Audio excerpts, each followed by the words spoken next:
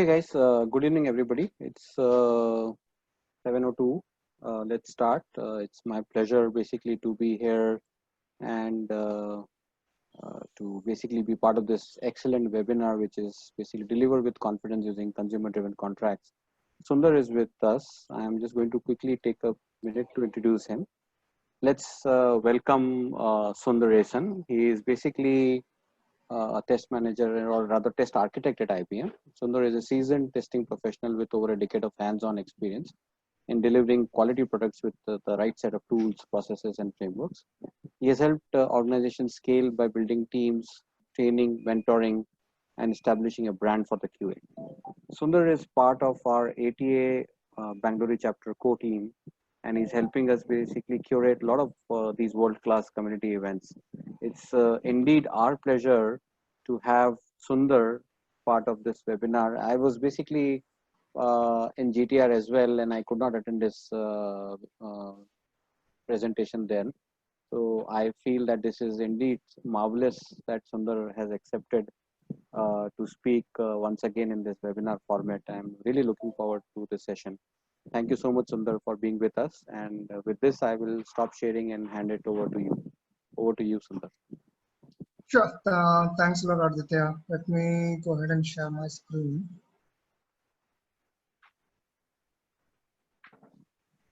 Okay, I hope everyone can see my screen.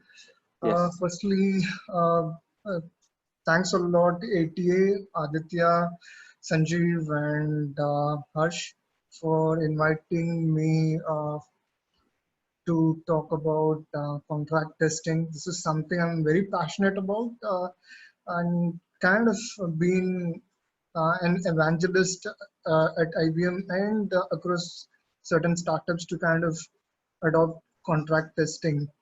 So with this, I would like to kind of give a brief introduction about contract testing because it's a terminology which is often confused with API testing. But with this presentation, I intend to um, kind of demystify certain areas of contract testing as well as simplify what contract testing is and that exactly it works in terms of the entire testing pyramid. So having said that, let me just start the presentation. I hope I get the full screen.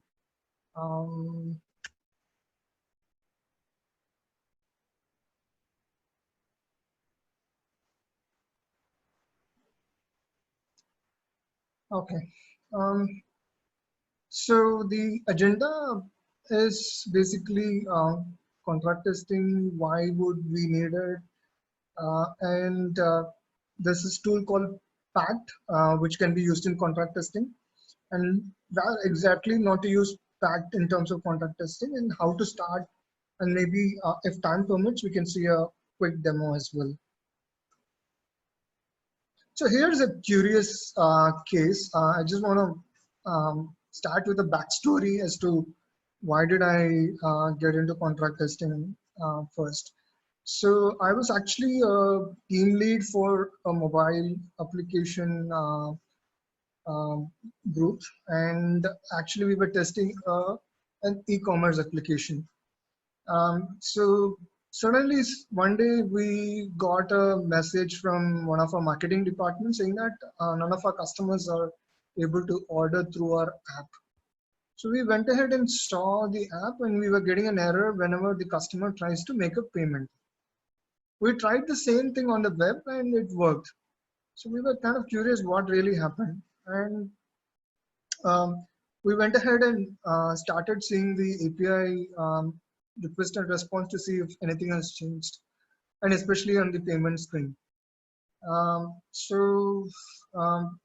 What we saw was the way our app was parsing the JSON was with this API signature, which is to the left, where the payment methods were actually given back to us as a list in the JSON. Whereas the team which was actually working on the payments module had actually changed the API signature without letting us know. And this is what happens typically uh, in in in um, um, in an organization where there are so many teams which takes care of different modules, right? So they change the payment method to roughly something like this. I may not be 100% correct, but something that would actually enumerate the payment methods through different numbers. So of course, I would admit that there was a kind of a bad design on the app where we were very strict about the JSON that we passed, but suddenly when the payments team changed their response, the app was not able to handle it. And the good thing was the app didn't crash, but the bad thing was the app was throwing an error to the customer, and the customer wouldn't know what it was. And as you may know, in an e-commerce application, if something happens, customers wouldn't actually divulge it back to the um, company, right? So in fact, we had a tough time in kind of understanding where the problem was, but luckily we used a proxy tool. I'm sure you would know about Charles Proxy to find out where exactly, what exactly went wrong. So to illustrate, this is a problem that can happen in an organization that has multiple modules, and modules actually um, are taken care by different teams. And to put it simply, this is a microservice organization where each and every service will be kind of taken care by different teams. So when teams do not communicate with each other whenever there's a change and they elevate it to production, things can go wrong.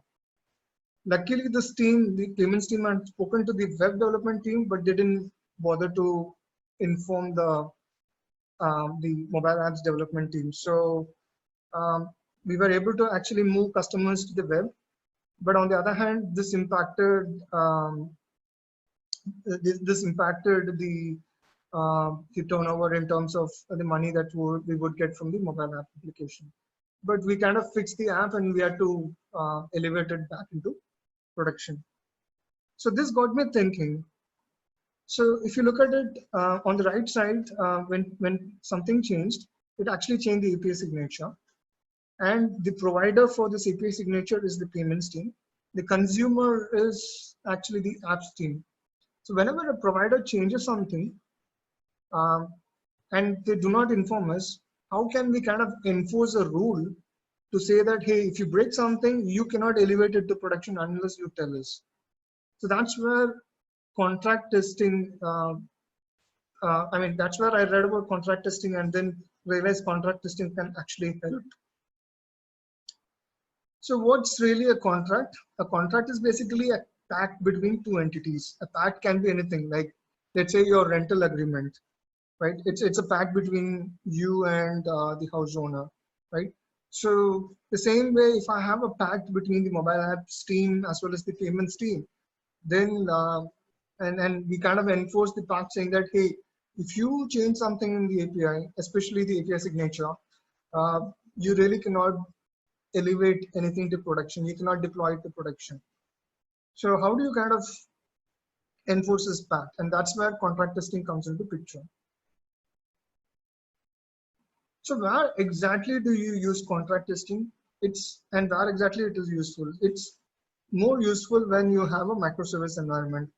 Microservice environment is basically um, what is that decomposed set of services where each service will take care of one particular functionality, and I'm sure most of you know that. And a microservice environment also has a number of producers and consumers that comes into play. A producer can be some team which can be actually giving you a function, and in our previous example we saw that could be payments, or it could even be a product detail, or it could be a search functionality. So a producer is somebody which is actually giving you a feature or a functionality, and the consumer is somebody who actually consumes this feature through basically a JSON response or some data interchange format, and the consumer basically consumes it and then shows it to the customer on screen. Or a consumer could be some other service which could be consuming whatever the producer generates. Say, for example, in an e-commerce application, uh, the, the, the payments could be actually consumer from the shipping or from the cart. From the cart, the details can actually go to the payments, and then the payments can actually get the data as to, hey, how much should I charge the customer, and then go ahead and charge the customer for that.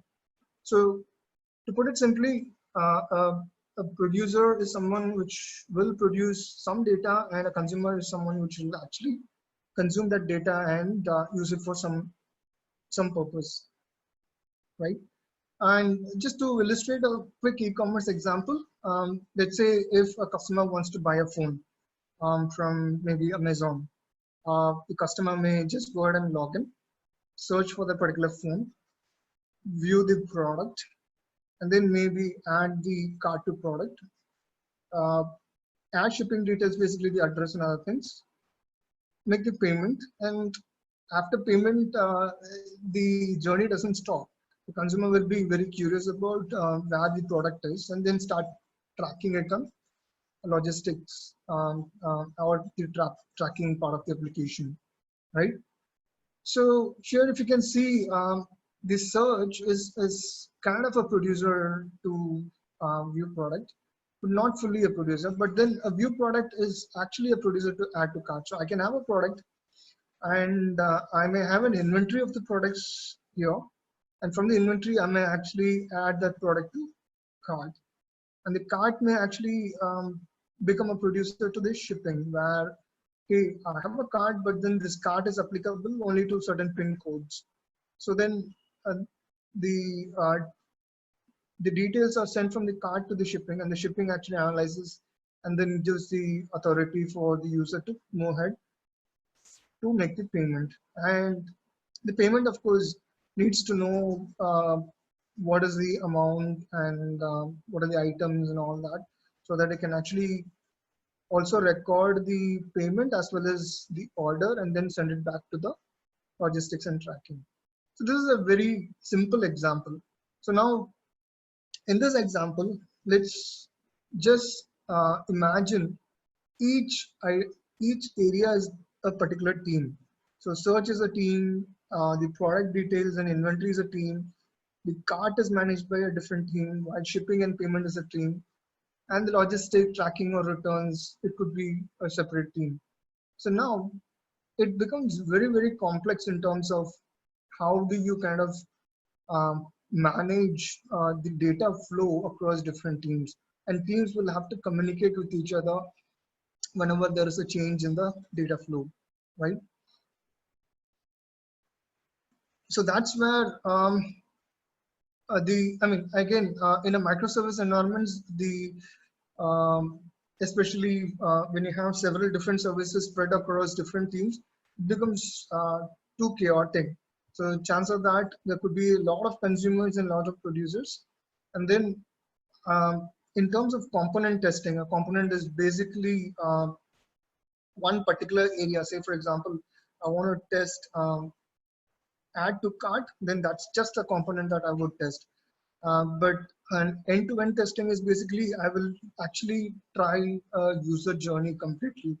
So a component testing is in depth and it requires a lot of time, right? So let's say uh, if a producer makes a change, um, and the consumer will have to test the entire component, it doesn't make sense. It takes a lot of time. And let's say the producer actually makes a change, there could be multiple consumers to it, right?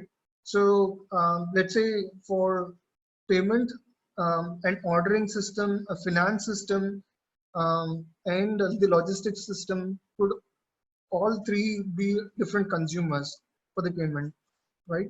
And for shipping, there could be a logistic system that may be dependent on shipping, and then shipping may have different other systems for estimation and other things. So there could be a lot of systems that could actually be connected to each other, or a particular provider could actually have multiple consumers.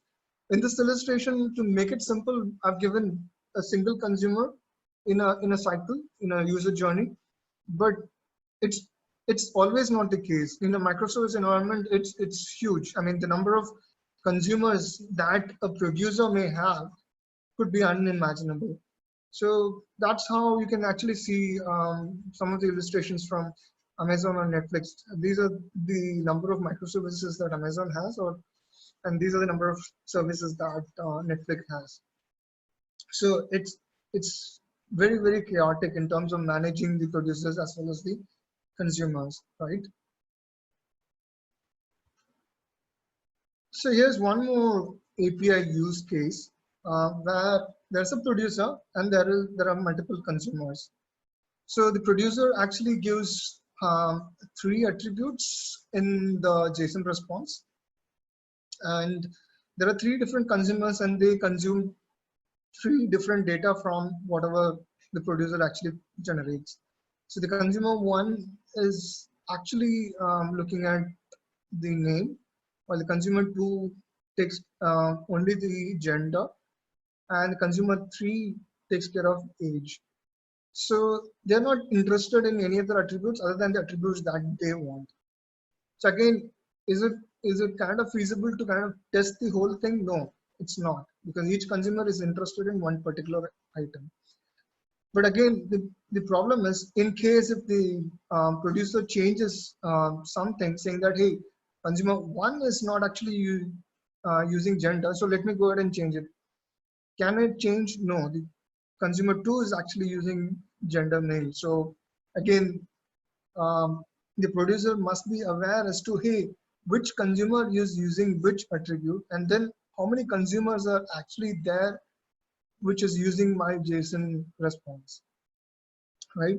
So that again adds to the complexity in terms of testing. So what if I can actually give, as a consumer one, I can give my contract saying that, hey, producer, uh, just make sure that whenever you change a name, you inform me when this is my contract. And then consumer two goes ahead and gives their contract saying that you break anything, but don't break gender because this is what I consume. And then the consumer three says, hey, I consume age. So this is my contract. So please do not change age, or if you're going to change it, please inform me, right? So the producer is now aware as to what exactly is consumed by each other. And then the producer also knows that, hey, there are 3 consumers which are actually using my API for some reason, right? So that's where contract testing gets a little more interesting, as to it gives visibility in terms of how many consumers are actually using the APIs that are generated by the producer. And it also gives visibility as to what are the attributes that each consumer is using. So I hope we can actually see this in the demo clearly as to, hey, how exactly contract test works. But before that, let me make a strong case for why consumer-driven contracts. Consumer-driven contracts actually falls in between the unit test as well as the integration test in the test pyramid. So the good news is that you can actually write your consumer test along with your unit test. Sorry, consumer-driven contract test along with your unit test. But again, can we call it as an integration test because you're actually writing a contract test for a producer? The answer is no, because we are not going to test everything. We are only going to be bothered about the signature or the attributes or the endpoints that the API actually gives. So in some sense, contract test actually makes the integration test easy. Let's just say that a contract test is something that actually runs before the integration test and then kind of validates that the attributes, the endpoints, and everything that is required for your functional test is actually ready, and then lets the integration test go ahead with the in-depth functional test. And the good thing is, if you are writing a contract test from a consumer point of view, it lets you mocks the producer. I wouldn't say this is complete service virtualization, But in some sense, if you write a contract test, your contract test will be validated first on the consumer side. To validate it, Fact actually generates a mock producer and then validates it and makes sure that your contract test is good to go on the producer side. So in some sense, it lets you aid in early development, but take this with a pinch of salt. It reduces deployment overhead. So like I said, a contract is can be a part of unit test, right? It can be written along with your unit test. So the good thing is you can actually run it with your builds. So in some sense, if there are problems after you kind of deploy the builds, and then your functional tests stop working because something changed in the producer API. Um, the good thing is if you actually write your contract test, it runs along with your unit test when you're actually building your code, and then it lets you kind of deploy to your test environments with confidence. Yeah, the other major advantage that you will see is the test data, and this is a good news for those who are actually struggling with test data. Although contract test, like I said, is mostly used to validate your API signature, you will also have to provide some amount of test data. But the good thing is you do not have to actually replicate this test data across multiple environments. So once you write your test data, since your test runs along with your build, um, the test data can be consistent across all environments before you actually deploy it. So in some sense, there is no environment deployment dependency because you run the test before the code is deployed. Again, so like I said, your feedback comes much faster. In case if the producer team changes something in the API, you'll get to know early. So if you take the example that I started with, where the payments team actually made the change and didn't inform us, if we would have actually implemented a contract test and then given the contract to them, they will actually have to run the contract test before they deployed it. And if the contract test fails, then they will have to actually get in touch with us and inform us what is the change and let us first um, make the changes in our app before they went ahead and deployed it. So in some sense, you would actually get the feedback pretty quickly. So I'm sure most of you would actually have faced this issue where you deployed something to production and then some other team starts screaming at you saying that, hey, you broke something and you send something to production and this broke something in our app, right? So this can actually be completely avoided if you start writing contracts between uh, two services or between a service and a client application. And then a provider team gets to know unused interfaces. So if you take this example, you can also see that there could also be a chance that there are a lot of attributes in a JSON that has not been consumed at all, right? Which will actually be an overhead in terms of the amount of data that you actually send to a client, right? So this can be avoided. So over a period of time, if you start seeing the contracts or reviewing your contracts, you may be able to understand that, hey, these are some attributes that are not used at all by any of my consumer. So let me go ahead and delete it. So that's one more advantage that you get in terms of the provider team getting to know unused interfaces. And then unknown consumers, and like we saw, there could be a new team that might have come up in your organization, and they may be consuming your API, but you'll not even know. So what if they can actually write a contract and send it back to you, and then you run it along with your builds? Now you will actually get to know who exactly is actually using your APIs. So to kind of finalize the case for why consumer-driven contracts, since contract is run along with your unit test, it's really, really fast when it runs. It falls somewhere between unit and integration test, like we saw before. It is crisp. It validates the API signature, but not really the API. So if you ask me again, is this the replacement for my API functional test or API integration test? The answer is no. This is basically a replacement for your API signature test, especially if you're working in a microservice environment where the modules are distributed across different teams, but you still continue to work in between, within, work together as teams, or if you continue to integrate other teams' data.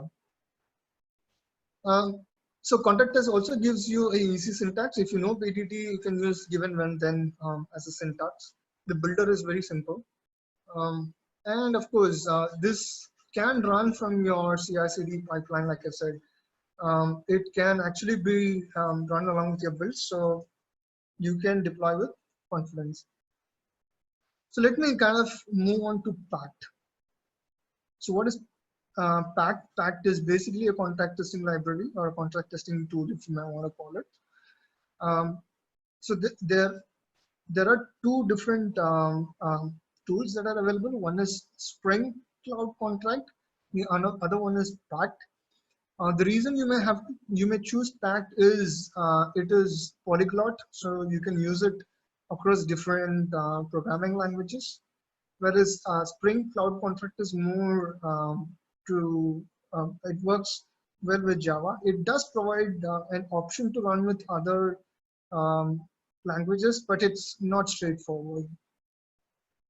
So having said that, this is how PACT works. So you as a consumer write your contract test, like I said, along with your unit test. And you will actually write in your test what exactly is that you are looking for in a response and why exactly you're going to hit in terms of the endpoint to get this response. So now that once you run your tests in your consumer, once you run your unit test in your consumer, that will actually generate a mock provider and then let the consumer actually hit the mock provider and make the request, and then validate and confirm that the test is good to go. And then PACT actually generates something called the PACT file. Now this PACT file has to be sent to the provider. So there are various ways to send the PACT file, which we'll see in a minute. Now, let's say we have actually sent this PACT file to the provider team or the producer team. So now the producer team will actually integrate a unit test and call this PACT file in the unit test. And PACT actually has exposed several APIs in terms of how you want to integrate with the unit test. Now, the PACT will actually create a PACT mock service or a PACT mock consumer. And it will start requesting the provider for a response. So consider this. So the consumer will actually, consider this, in a real case scenario, the consumer will actually hit the provider directly. But in this case, since we are running it along with unit test, it will not hit the provider directly. We're sending the PACT file, and with the PACT file, PACT will actually generate a mock service or a mock consumer, and the mock consumer will actually run the provider and request the provider and validate the response. So let's say if the minimal expected response actually has 1 or 2 attributes, and if the provider doesn't give 1 or 2 attributes, then the provider build will fail. But then if the provider actually gives the attributes correctly and also returns the right data type, then the provider build will actually go ahead and pass. Of course, there are various parameters before a build can fail or pass, but this is one example. So how does a PACT file look like? It roughly looks like this. Maybe I'll just go ahead and show this from the code base during the demo. So let me kind of wrap up these slides quickly though. So why PACT? Of course, it is consumer driven. So the PACT has to be returned, the PACT contract has to be returned from the consumer point of view. There is also a school of thought which is provider driven contracts. Let me not go deeper into the details, but in provider driven contracts, it's mostly the provider which writes the contract and let the consumer validate it. But it has its own pitfalls, and one of the reasons why people choose consumer-driven contract. So it allows the user, or sorry, the consumer team to kind of write different provider states in their test cases and validate different provider states. Since the consumers actually publish the contract, they exactly know what they want, and they send this to the provider in terms of what they want and get it validated on the provider end. So I was saying that the consumer will have to send the pact or the contract file to the provider, right? So there are three different options that pact gives. One is you can actually send it through the file system, or you can actually push it to Git, or there is also a server instance called Pact Broker. There is a cloud-based Pact Broker which you can use, or you can actually have a Pact Broker instance running on your own server. So this is a Ruby-based tool which you can quickly install on one of your servers, and then use that to kind of push the pact from the consumer end and validate the pact on the provider end. Like we saw before, pact is polyglot. It supports most common languages. It also gives you regular expression matching. So in case if you want to be strict about the data types or values that are returned in the producer, you can also use regular expression matching in terms of how much you want to validate.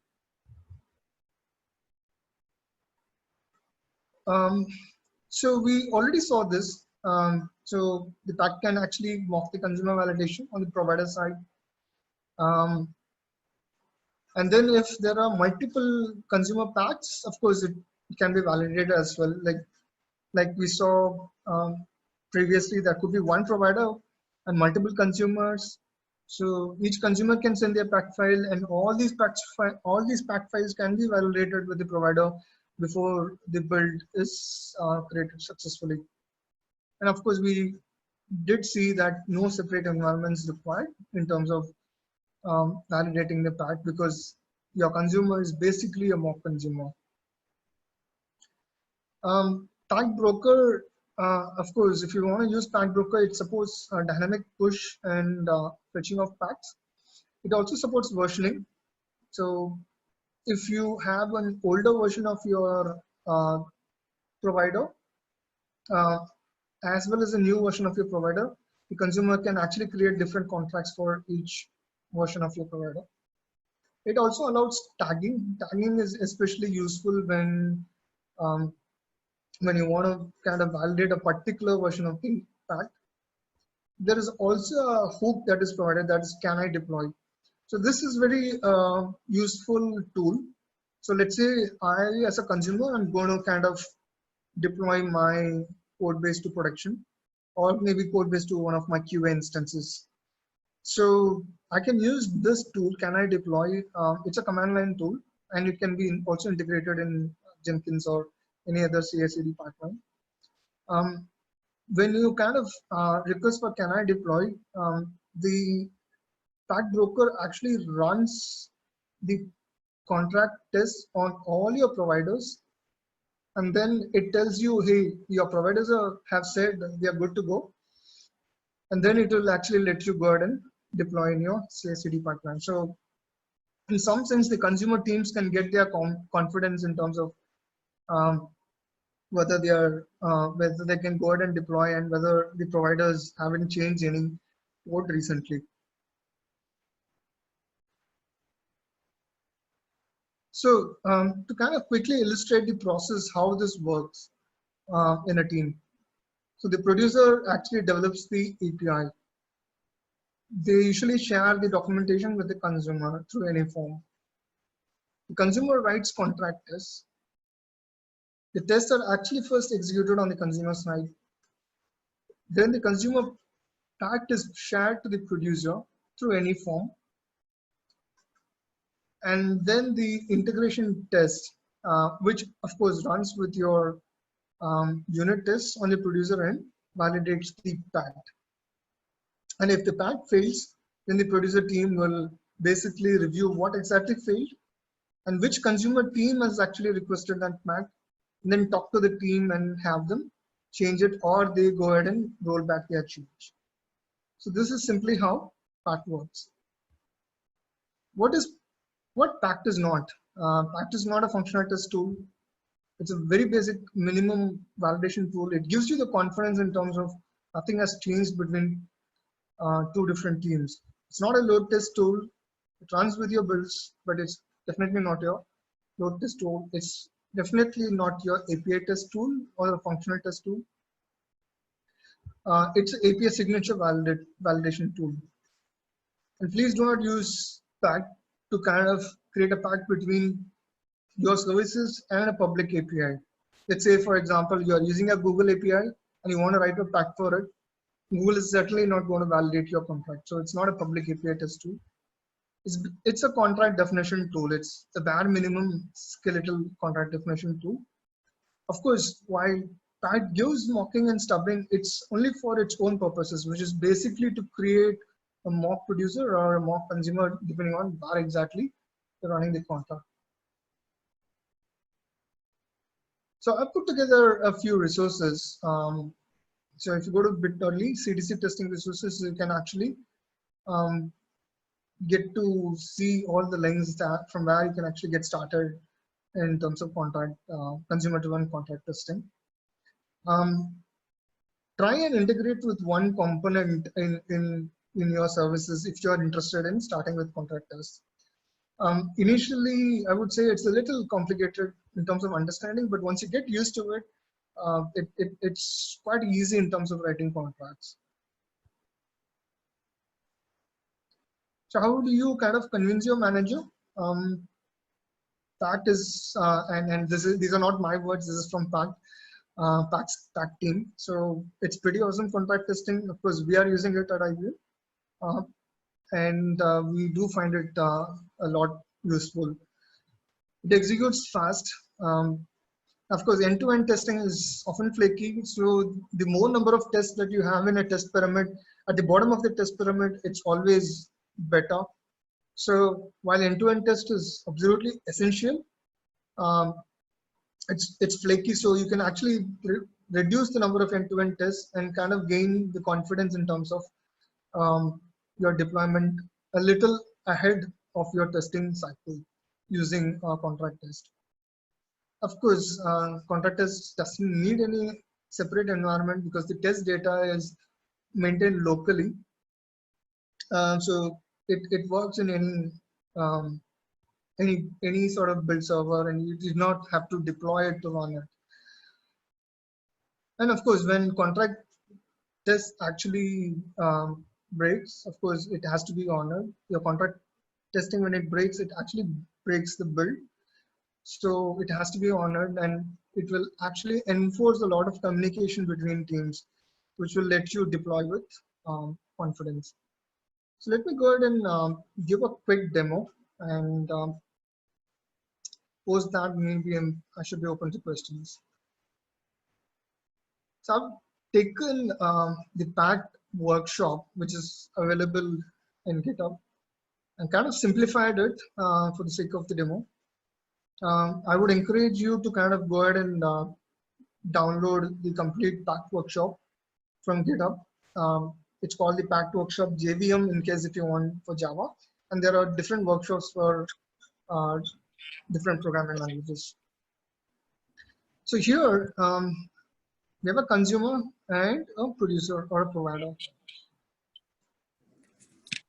The consumer basically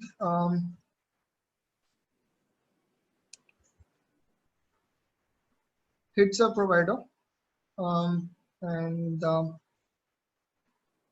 it hits a provider, gets a JSON response, and gets some data out of the JSON response, and stores it in some list, right? Or rather, returns it in a list. And here is a fact test or a contract test that's written in Groovy. Of course, you can write it in Java as well. So what does a contract test do? It kind of sets up a client and a provider, and it kind of launches this client on localhost 1234. And here's the interesting part, or the most important part. You need to give a consumer and a provider name.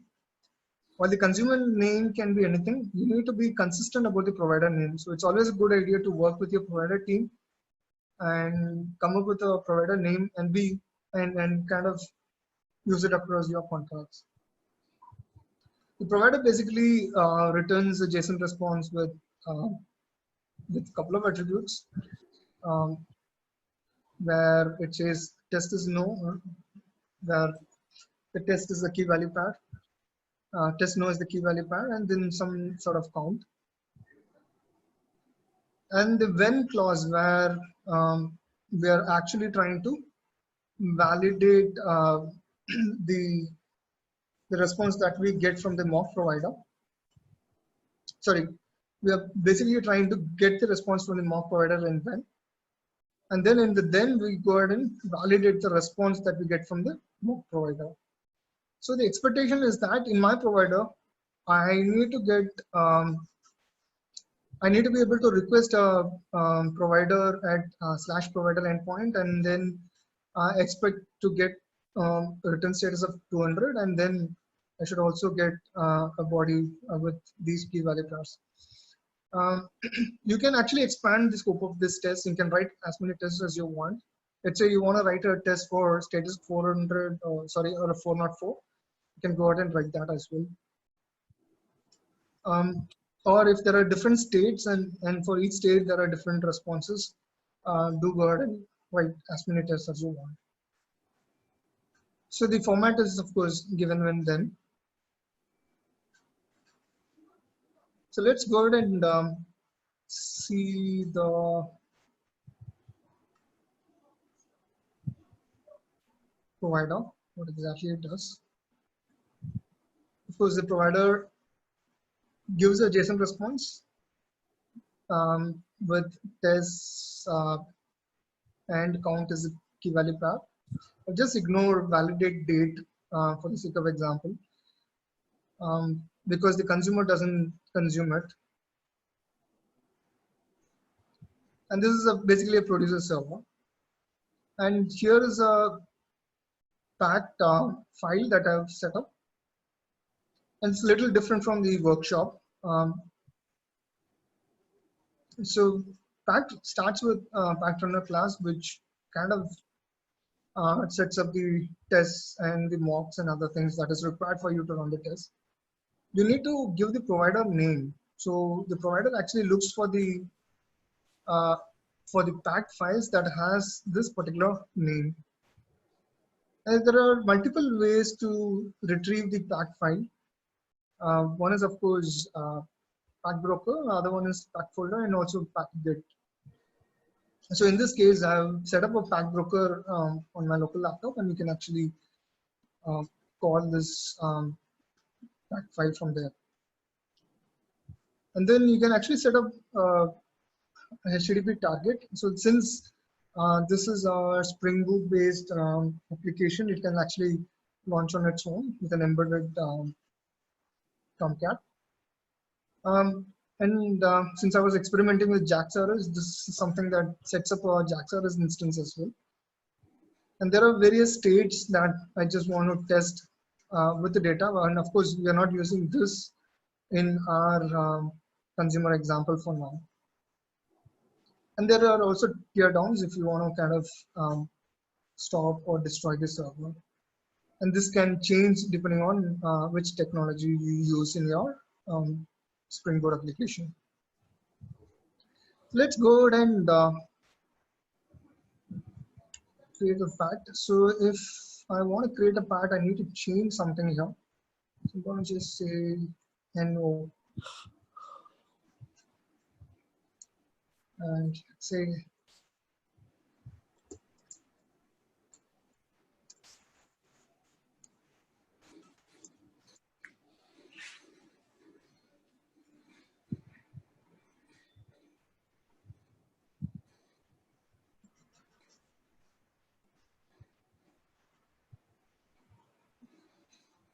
so I just changed something and then it regenerated the path.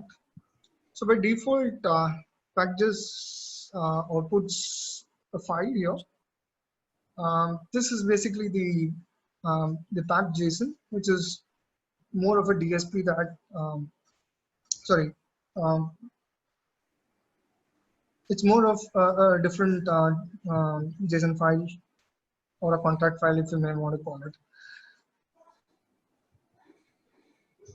So this is the file that is generated.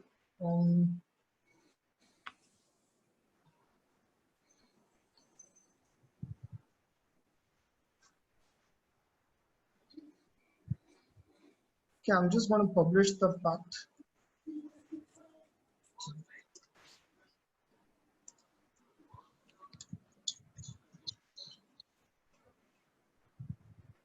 So I have a local instance of the path provider, sorry, the path broker.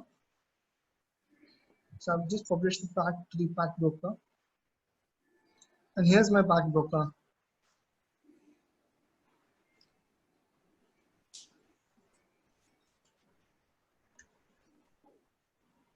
Okay, I think it always happens in a demo. For some reason, the path broker is a little slow. But let me see if I can actually open the latest. See.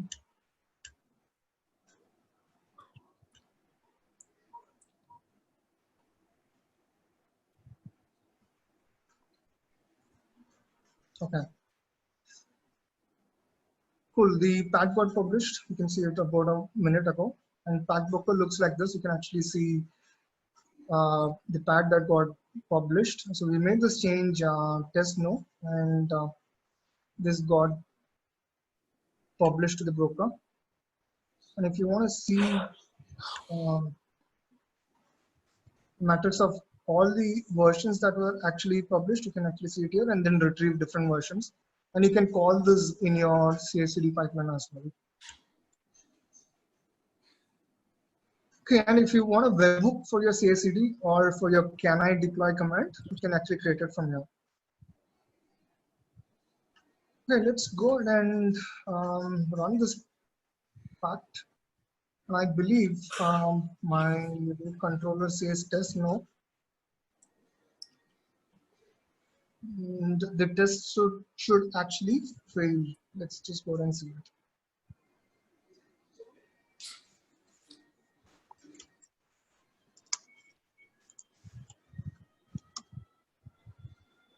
So I'm running the provider test. The provider is supposed to retrieve, oh, okay. So I need to make a change on the provider side as well. Let's go ahead and make this no with this lowercase o.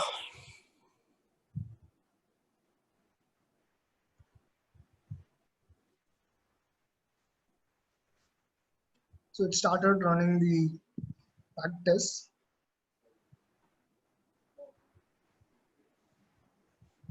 The test should actually pass because in the test case, I have requested for key value pair with test and a lowercase no, and this is what you can actually see in the response as well. So the test actually passed.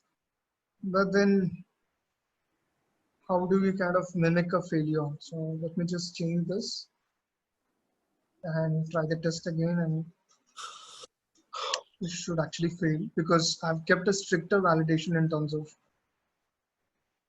packed by default has a stricter validation in terms of the data returned in the response. So the build failed.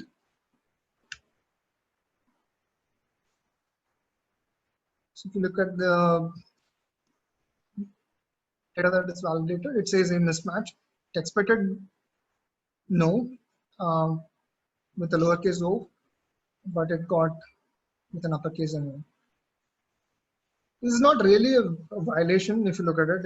If the violation will be like if I say, hey, instead of test, I give test one, then this will definitely break on the consumer end, right? Because I've changed the attribute's name.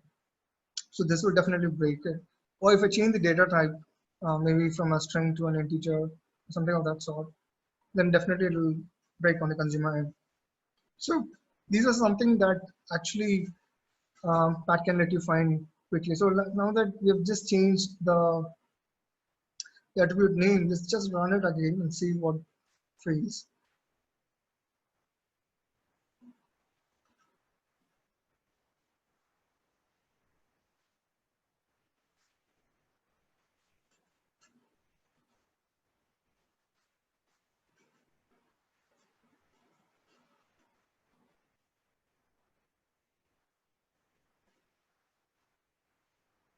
Okay, so yeah, there are two failures, right? One is it was expecting test no, and then that's not really not what it got. There was a serious assertion error, right? It instead got test one, which is a change in the attribute name.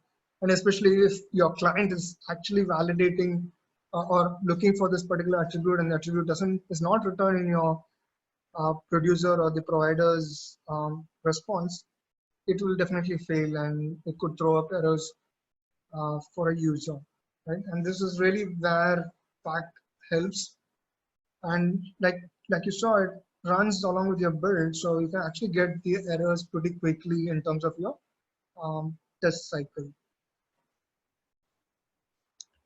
So that's a quick demo on and on what and on how Pact is. I would encourage you to kind of visit the Pact's website, pact.io, and the GitHub link, where there are a number of resources for you to learn. And of course, it's not there are not a number of resources in terms of how to get started for different technologies in terms of Pact. So there is a Slack group that is available on the Pact's website. Do look for this group and join there if you need any help in terms of how to set up Pact um, for your tech. So in my case, we use JAX-RS.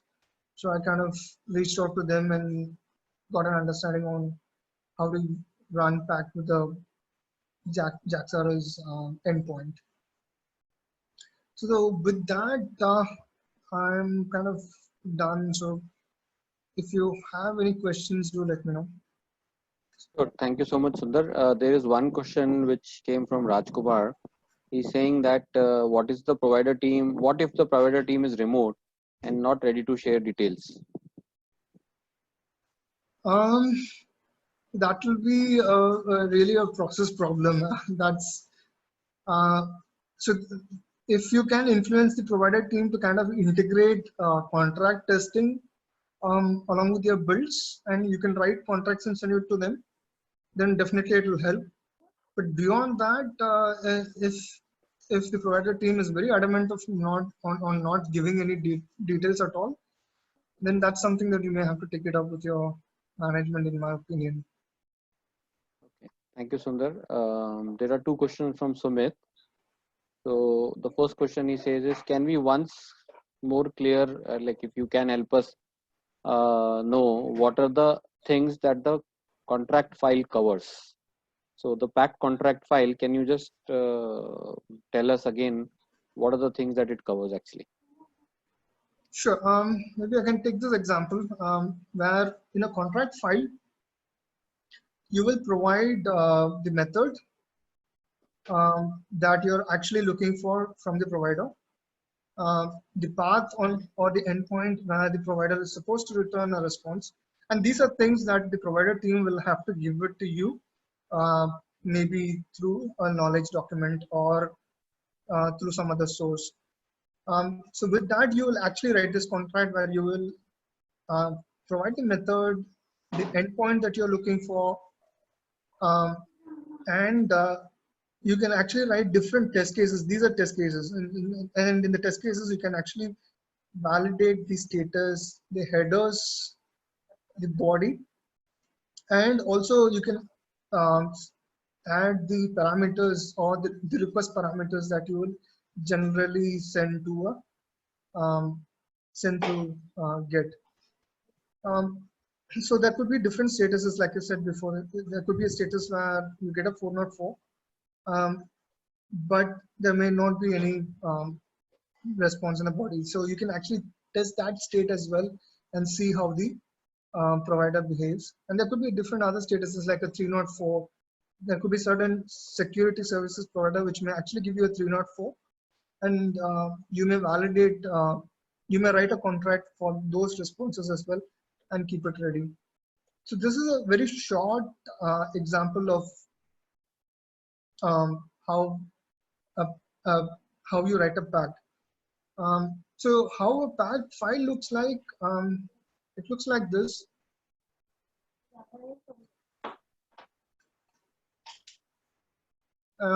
It actually gets all the details from your test that is written under the test folder, and then it generates a file like this, and it actually gives the description, the request method, the response you're expecting, the provider states if any, and then some packed versions.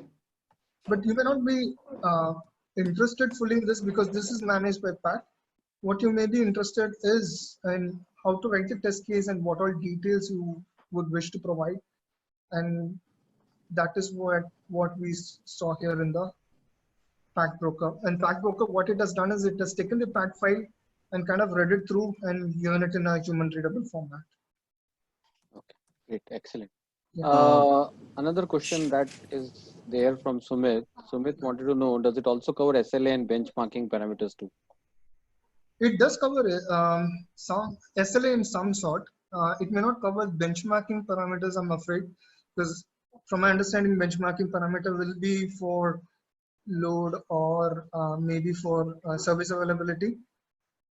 It may not cover that, but of course, if there is an SLA between providers and consumer teams, which is the case in certain big companies, um, where PAC will definitely help.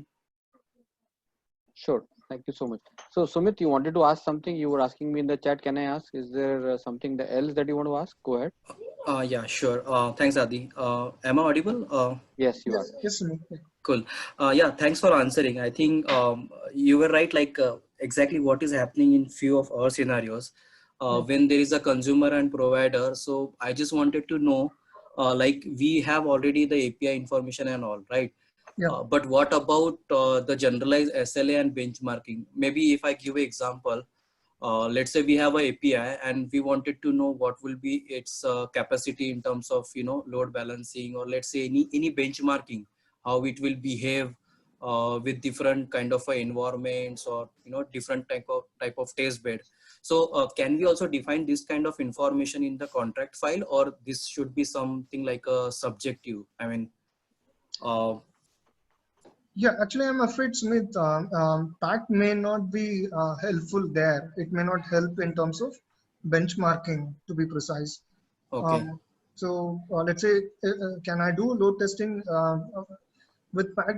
Of course not. PAC will only be helpful in terms of a SLA. Let's say, for example, you have an SLA with your producer team, and the producer team is supposed to actually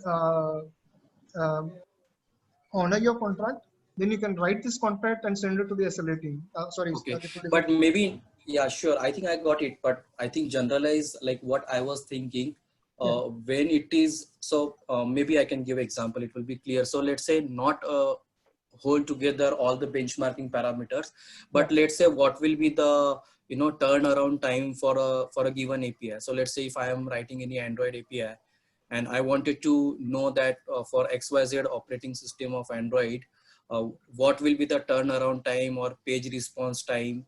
Can we define these kind of parameters into the contract file, or no, it will not cover those aspects? It will just talk about the APIs and all the parameters of API and, you know, environment only. Yeah, that's a good example, Smith. But I'm afraid again, Pact is very limited in its scope. It can only validate the API signature, which is the endpoint, Okay. the method, and the response. But beyond that, you will have to kind of back that up with your performance test tool like JMeter, or maybe uh, you may have to, for a functional test, you may have to work with Rest Assured and other things, which of course Okay. I'm sure you would know. Sure. Yeah. Thanks. Yeah. Sure. Thank you so much. And Sundar, there are two questions which I was thinking that if you can help me out. Yes, sir. One is with reference to most of the time, let's say if we are doing API test, Yeah. and if we are not working as a team where we are actually working closely. Yes. Now you mentioned that the producer will actually do an integration test and check whether that the contract defined by the consumer is Yeah. being met or not.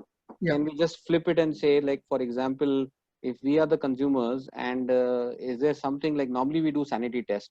So Yeah. before we go into full-fledged functional test, or basically like, for example, what Sumit said, that defining some kind of load test, can Yeah. we define some kind of a sanity test at our end before we do a full-fledged functional and say, look, this is where, even though the contract is defined by us only and the contract is by tested also by us, can that be done? So if I understood your question right, the contract is defined by the consumer, Yes. and the contract is also tested by the consumer, right? Yes. Yeah. Yes, the answer is absolute yes. So if I can go back to this slide, um, Pact actually gives you a mock provider. So if you write a test case, um, the Pact will actually create a mock provider on the consumer end, and then let the consumer validate it. So in some sense, it actually gives you a kind of sanity source to validate your API request and responses locally itself. So instead of the consumer hitting the provider, it can hit a mock provider locally and validate it, and then you can go ahead with your functional tests. So So this is maybe that is basically when you're mocking the provider. Let's say provider gives a new version of the API, yeah, right? So in that case, I'm not interested to basically test with a mock. I'm more interested to check whether the provider basically, like for example, what you saw, that it actually changed the signature, right? yeah, It added something which we really was not expecting. yeah, Now in that case, if we can actually implement that, obviously the ideal situation would be that the provider doesn't do those changes without notifying the consumers, right? yeah. But in a non-ideal situation, let us basically assume that the provider sends something, and rather than running the entire functional and the performance test, I would like to basically not mock it but run my contract. Can that be a scenario? I'm just thinking of a sanity here. Maybe I'm totally wrong. Yeah. So again, please do correct me if I didn't get it right. But let's say if I if I understood from your question, if the provider changed something and inform the consumer, then definitely the consumer will have to go ahead and change their contract test as well. Right. So That is true. Yeah. once they change their contract test, the consumer can actually run it internally uh, with Pact, and then validate that the new changes work with their consumer code. So let's say, for example, in my client, I'm just going to change maybe the status to 400. Um, or this is a very bad example, but let's say I just change this to provider 2, the URL to provider 2. That's Yeah. the change that the provider team has done. Hmm. So now I can actually run the consumer test, and then my consumer test will actually fail because my code and my Pact specification are not the same. Um, here I'm saying the path to the provider is /provider, but in my consumer code, really my URL is different. So I can, in some sense, validate the provider's change with my consumer itself. Okay. Good. Thank you so much. And you did mention that it actually can also validate error responses. So, for example, if I submit in a body, like suppose, for example, I wanted to delete a client, and the client needs an ID inside the Yeah, body. Now, if I don't submit an ID, or ID is incorrect, the error response which is sent back will say that the ID is missing, right? Yeah. Now I'm doing a negative test and I want to make sure that the message syntax is basically something saying that okay, this ID is missing. Yeah. And now the provider basically changes it to something like the ID is wrong. So Yeah. obviously it is not a major kind of a defect, but obviously it breaks the syntax and it breaks the basically the message checks. Can that be also defined? Yes, of course. That's where the provider states comes into picture. And it's a very good example. Thanks for that. So the provider could have multiple states and, for which you could actually give an error response, right? So here is an example where I could have a data count that is greater than 0, or I could have a data count that is less than 0. That could be a provider data state. So in your example, it could be that I will make a request to provider. I'll provide a particular parameter, and the parameter is wrong. So my error response should be ABC. Right. So let's say I'll have a pack like this, where let's say error response, and then I'll say it must be ABC. Yeah. And then, and this is a test I need to write, and then I need to send it to the provider. Maybe I'll have one more where it says the path is provider 3, or maybe let me just say a parameter XYZ. Yeah. In this case, the error response is XYZ or something like that. Yeah. So I can actually write multiple provider states in my contract test, and then all these provider states will be executed on the provider end as well and validated. Okay, great. And can I ask one more question? I'm sorry, I'm running out of time, and Please your go ahead, presentation was so nice that it actually made me think aloud. So one thing is that when we are doing such a kind of a test, normally you write. So like for example, what I understood is that the documentation is provided to us, Yes. and we would basically use the documentation in creating basically given when then, right? Yeah. Yeah. Now, is there a way that I basically run these tests in a tool and this gets automatically generated? Is there some kind of a feature like this already there existing, or are you aware of something like that? That's a very good question. Actually, there is a tool called JUDD, and there are a couple of other tools. I may not remember at this moment. It's there in the resources that I've pushed in LinkedIn. So there is a tool whose name I'll get back to you sometime. Yeah. Which can actually run through your provider code, your consumer code, and then based on your consumer code, it can actually generate a contract file. Oh, so like the code can be written in rest assured kind of a language, and it can actually generate the contract out of it. Yeah, no, it can run from your consumer code, or maybe it can also run from your provider code. Let's say my provider code is like this. Okay. So it will actually generate a contract file by reading this code itself. You do not have to write even a rest assured code. Okay. So you can read your actual deployment code and then create a contract file. So let me get back to you on the library that we tried earlier. It was not 100% working, but at least it was an interesting library that people are actually, open source library that people are actually working on. Okay, great. Yeah. Okay. One, I think last question that Sumit wanted to ask. Sumit is saying in our testing strategy, or say test planning, at which stage back testing fits in. You did explain. I think Sumit joined a little late, but if you can quickly answer that, then I can wrap the session. Sure. So if you imagine the test pyramid, the bottom of the pyramid is unit test, and next is the integration test. So PACT actually is in between unit test and integration test.